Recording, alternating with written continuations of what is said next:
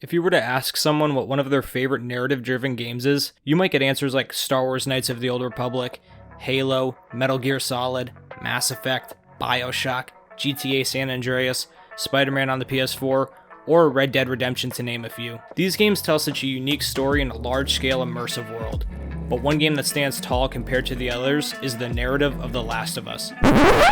No, God! No, God, please, no! No! No, not that one. Yes, that one. Part 1. I played The Last of Us Part 1 when it was first released back on June 14th, 2013 on the PS3, and I only played through the game once because the story was so perfect. I felt so satisfied with everything that transpired while going through a myriad of emotions along the way. It quickly became my choice for my favorite narrative in a video game. I even remember one of my friends would tell me to wait for him to get home so he could watch me play.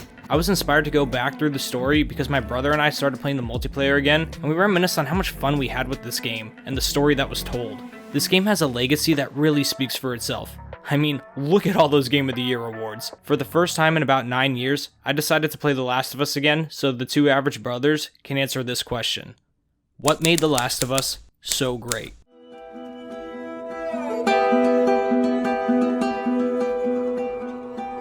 The Last of Us was published by Naughty Dog Studios on the aforementioned date of June 14th, 2013 for the PlayStation 3. It would be remastered for the PS4 on July 29th, 2014, sending the PS3 out with a bang and giving life to the birth of the PS4. Naughty Dog had already been praised for popular releases such as the Crash Bandicoot series, Jax and Daxter, and Uncharted. Following the release of Uncharted 2 Among Thieves in 2009, Naughty Dog would split their studio into two teams for the first time to begin development on The Last of Us and Uncharted 3 Drake's Deception. From a consumer standpoint, we had our concerns about too many similarities following the release of Uncharted 2 because it was such a massively successful game. We were very pleased to see the slowed down, tactical, and resourceful gameplay following a high-paced action-adventure game. The Last of Us would officially be announced in December of 2011 and quickly became a widely anticipated title.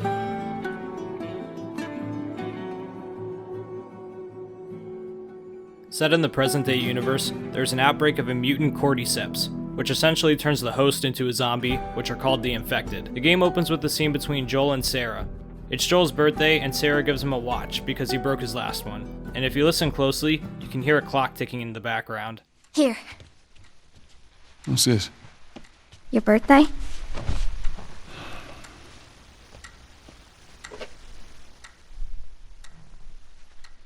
You kept complaining about your broken watch. It's ironic, and is foreshadowing what's to come. All right, baby girl. Following this, you witness the outbreak of the disease through the eyes of a child, and the game gives you a true sense of fear. You effectively witness the outbreak with Sarah.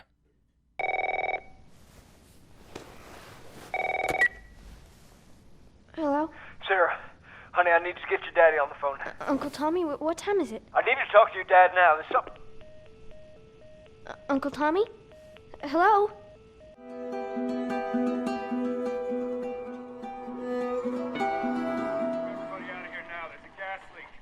There seems That's to be nearby. some commotion coming from Get the hell out of here,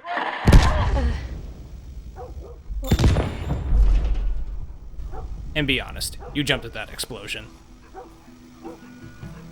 Dad? Now you can feel the immediate threat of the situation as the player, and see it in Sarah's body language. As you roam through the house, frantically looking for Joel, the player is introduced to the Infected. Joel knows that the infection is starting to spread, and he wants nothing more than to keep his daughter safe. Joel's brother Tommy makes his way to the house, so the three of them can escape the city amidst the outbreak. Then the prologue ends in the most gut-wrenching way possible.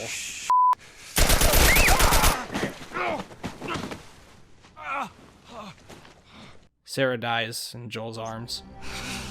Please, please don't. Please.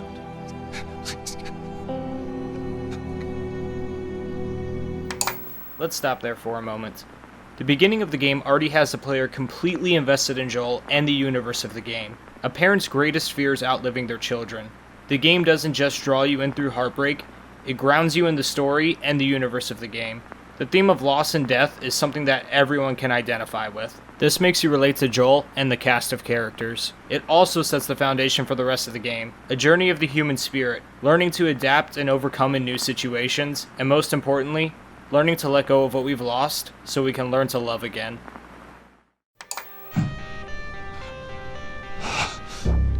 "20 years pass and the world is devastated by the infection.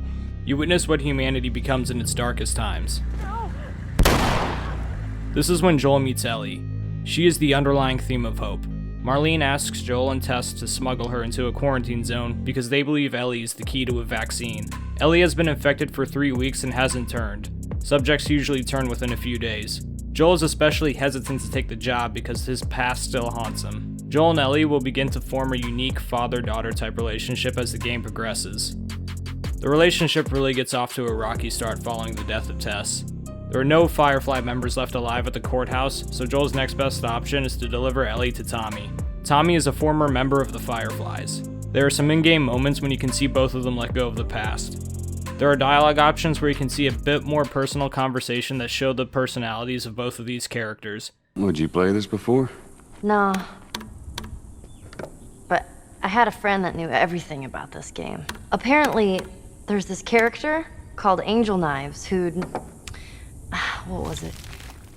She'd punch a hole through your stomach before kicking your head off. And you can even collect comics that Ellie likes to read. There are a couple moments in the summer section of the campaign that show Joel really warming up to Ellie. Following their pursuit to get a car, he tells Bill that she held her own back there, and he lets Ellie know she's doing a good job. These are small details that really lay the foundation for character development. Perhaps the most important part of the summer section of the campaign is when Joel begins to trust Ellie with a gun. Joel is attacked and about to be drowned, trying to reach for his gun. Ellie grabs the pistol and saves Joel's life. Later in the mission, Joel lets Ellie use a rifle to cover him, and he gives a key piece of dialogue responding to what Ellie said earlier. Just so we're clear about back there, it was either him or me. It's a footnote that art is subjective in every medium. Even though a story is dark, graphic, and gory, there's still light to be found and lessons you can take from it. There's another moment from the summer section that we'll touch on later in this video. Now, of course, we have to mention Sam and Henry. Two brothers. Just trying to get back to safety. They show that there is still a sense of humanity in the world, and you will spend the rest of the summer section of the campaign with them. There are obvious parallels to draw. Two parental figures looking out for the child they are protecting, and their goal of simply getting them to safety. Joel and Ellie would start to bond in their own ways, and it's nice to see compassion between all four characters. But, in arguably one of the most tense scenes in the game, The Last of Us reminds us that nothing is guaranteed. Oh my god. For anyone. Sam? Oh no. Sam? Henry? Henry, stay there. Henry? What have you done? I'm gonna get that gun from you, okay? Oh, okay, easy. This is your fault. This is nobody's fault, Henry. It's all your fault. Henry! Henry, no! Oh my god.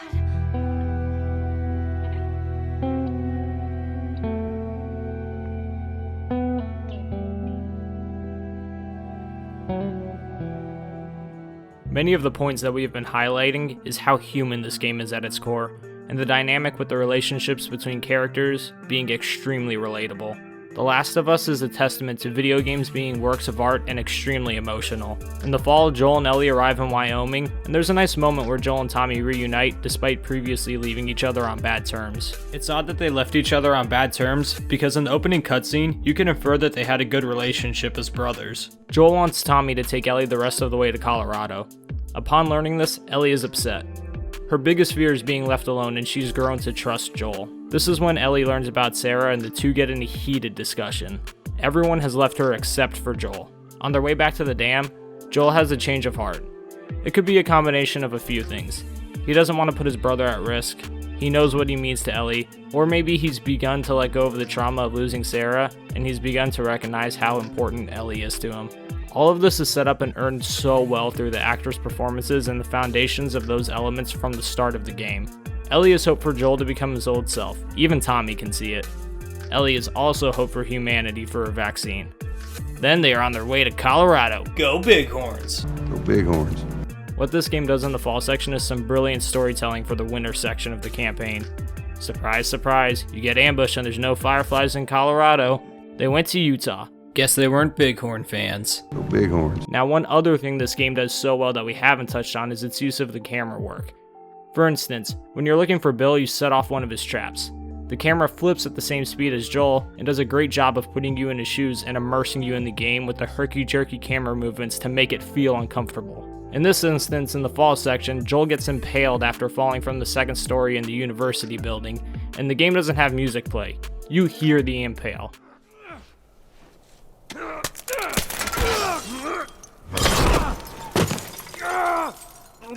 Now, anyone can obviously presume that the pain must be unimaginable, but the game does an outstanding job of show, don't tell.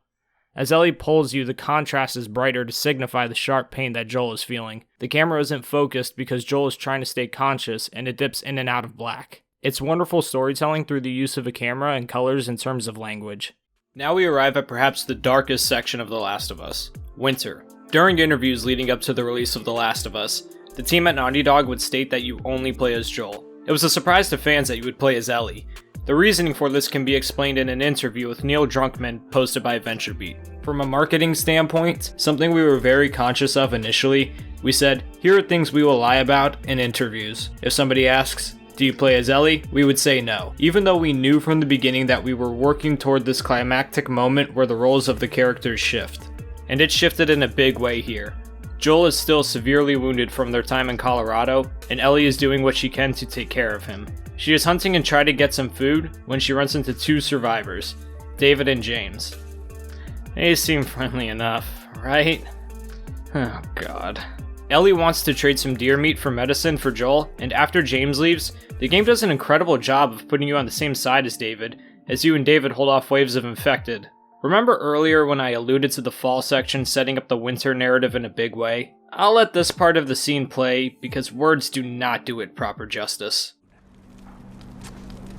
Only a few came back. They said that the others had been slaughtered by a crazy man. And get this, he's a crazy man traveling with a little girl. You see, everything happens for a reason. Another brilliant setup following the narrative turned in by convincing performances from the cast of actors. Now the stakes are raised because this guy knows who you are. You also see how loyal Ellie is and how capable she is of standing her own ground. The stakes get raised more and the tone gets darker. This is not just a group of survivors or an ambush you run into. They're cannibals, and David is one sick bastard. And you're special. Oh. This is the most helpless feeling in the game. Ellie is captured and Joel is still in rough condition. Before Ellie was captured, she was tracked down, and when Joel awakes, there are still some members of David's group there. Joel keeps two of them alive to interrogate them so he can find Ellie. You become witness to what these two would do for each other, and the lengths they would go to keep each other safe. Also, do not get on Joel's bad side. As Joel tracks down Ellie, he finds her brutally murdering David as she went through the most traumatic period in the game. She is still full of shock and fear, and Joel calms her down. Now, what I think is most beautiful about this part of the scene is that the music plays over the conversation Joel and Ellie are having. What he is saying is not as important as him simply being there. She feels safe with Joel, and this is when Ellie truly becomes Joel's daughter figure. They have been through so much together, and it is the bond that they have formed that keeps them going. Humans at their core are social creatures. In an article posted by TheGuardian.com, it states, being socially isolated is terribly unhealthy. Studies since the 1980s have shown that if you haven't got friends, family, or community ties, your chances of dying early may be 50% higher than if you did. Social isolation is now being touted as similarly detrimental to health as smoking or not taking exercise. Now, of course, this is a world where trust and companionship is hard to come by, but when you find someone you connect with, it makes living and surviving easier. It also makes it more enjoyable. Part of the reason Tommy agreed to take Ellie, like we touched on earlier, is because he saw a part of Joel that has been absent for a long time. It is his bond with Ellie that made this possible.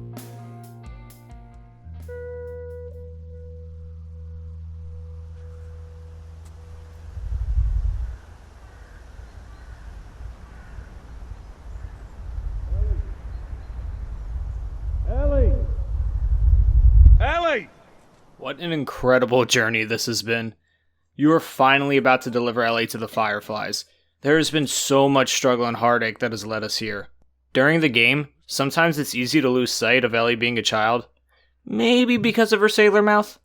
Away from me! No! You scared the out of me! Ellie is the little girl that broke your finger! You see childlike wonderment in her eyes and get a softer, more emotionally rewarding scene. And for those of you who have played The Last of Us, yes, the giraffe scene. And what's so beautiful about this, you can look at the skyline and the giraffes grazing as long as you want.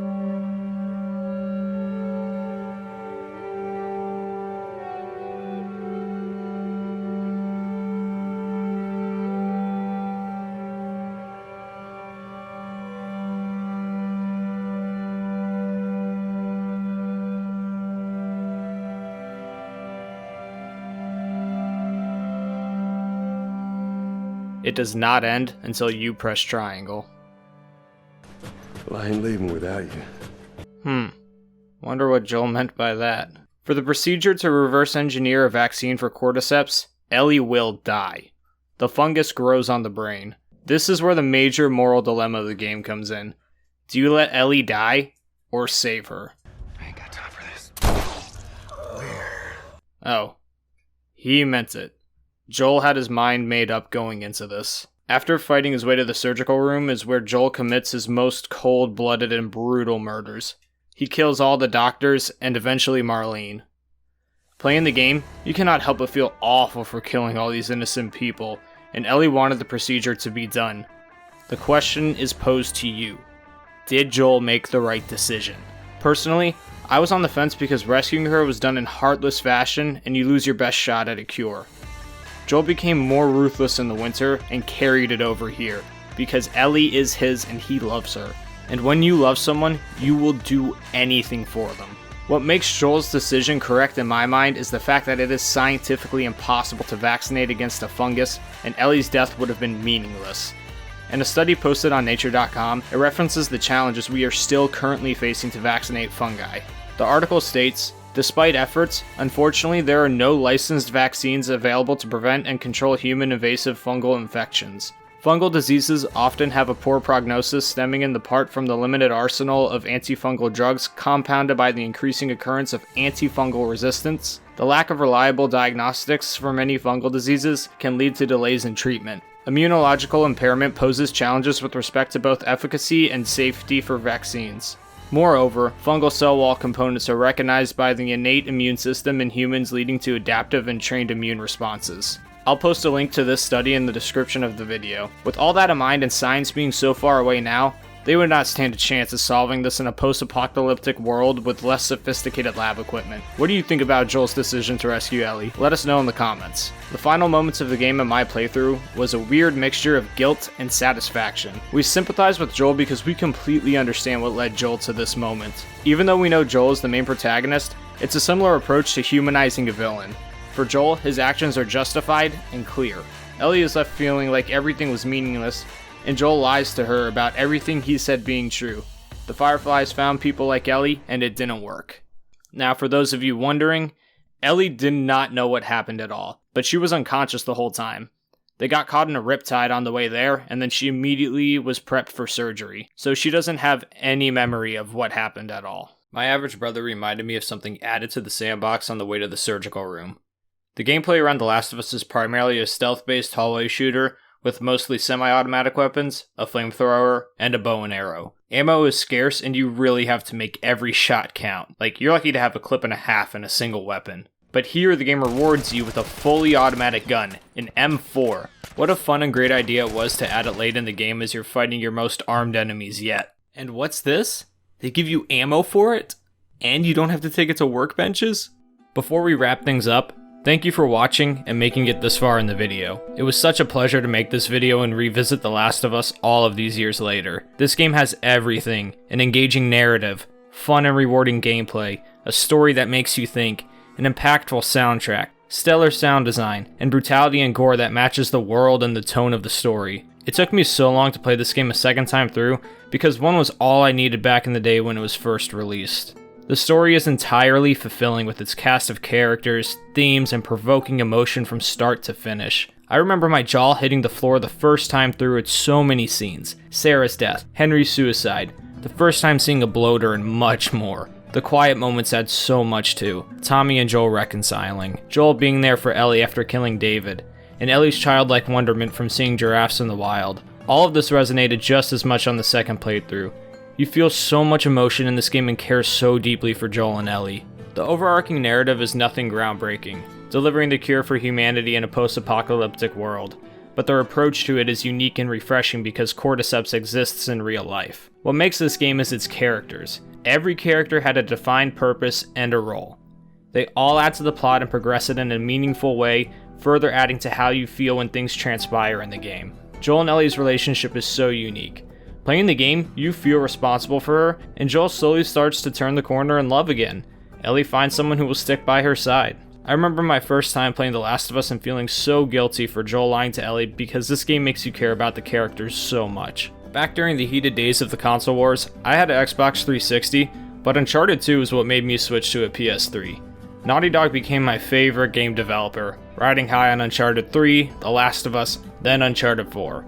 The Last of Us became a game to push console sales. This game deserves all of the critical acclaim and awards that was bestowed upon it. Just look at the Metacritic score. Fans and critics alike enjoyed this game. In my book, this game is without a doubt a 10 out of 10 and the definition of a masterpiece in gaming. It was put out at the end of the PS3's life cycle and sold a whopping 7 million copies, ranking 3rd all-time on the PS3, with GTA 5 at number 1 and Gran Turismo 5 at number 2. But they were not done there, adding on 10 million units sold on the PS4, ranking 6th on the highest selling PS4 games. God of War would take the top spot with 19.5 million units sold, and at number 2 is another Naughty Dog title. Uncharted 4: A Thief's End, selling 16 million units. Across the PS3 and the PS4, as of April 2020, The Last of Us has combined for over 20 million units sold. This game was a success in every way possible. The Last of Us is easily one of my top 3 games of all time, and it's amazing to see its legacy going strong. There is a TV show adaptation set to air in 2023 on HBO starring The Mandalorian. I mean Pedro Pascal. Sorry, force of habit. This game was so successful, it was featured in the blockbuster hit Pixels, starring Adam Sandler. Most violent game I've ever seen. I don't think it's healthy for you. It's fine, I can handle it. No, I'm not talking to you. I'm talking to homeboy. That does it for the Two Avg Brothers take on The Last of Us.